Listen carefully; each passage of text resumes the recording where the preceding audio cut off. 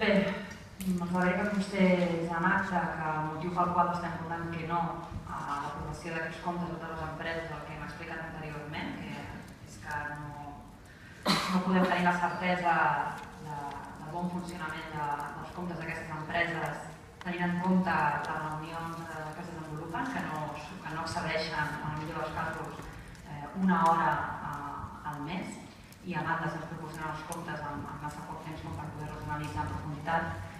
Però a banda, en aquest cas, en aquesta empresa municipal, nosaltres no podem deixar de dir en aquest saló de plens el que ens sorprèn a tots i a totes les tarragonines, potser a d'altres els ha resultat indiferent, que són els continguts dels tractes de la targeta de crèdit d'aquesta empresa municipal. I un cop més agraïm als companys de Ciutadans que ho fessin públic.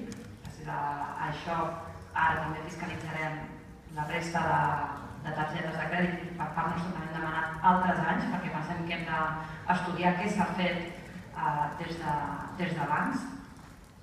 I en aquest sentit pensem que és aquí, que és en aquest saló de plens, on hem de destacar algunes d'aquestes quantitats, prop de 70.000 euros en despeses personals al llarg del 2013, 2014, 2015 fins a meitat del 2016. Si només parlem d'àpats, tenim una mitjana de 95 euros gastats per àpat.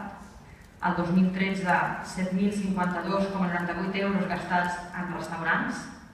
El 10 de desembre de 2013, 381,49 euros gastats en un restaurant a Madrid, després d'haver gastat 254,38 euros el mateix dia en una suite també a Madrid, i després que el dia anterior es gastessin 396,4 euros de transport a Madrid i el mateix dia 406,75 euros a l'hotel de Sevilla.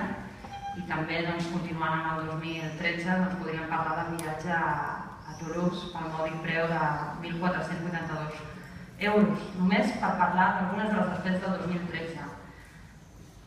A nosaltres ens queden moltes preguntes per respondre, perquè no entenem com es justifiquen la majoria de despeses, no sabem quantes persones es van beneficiar d'aquesta targeta i no entenem com es justifica el fet que ara ja no es facin tots aquests viatges i ja no es facin totes aquestes despeses en àpats, que per nosaltres són obscenes, tenint en compte la situació social en la que vivim.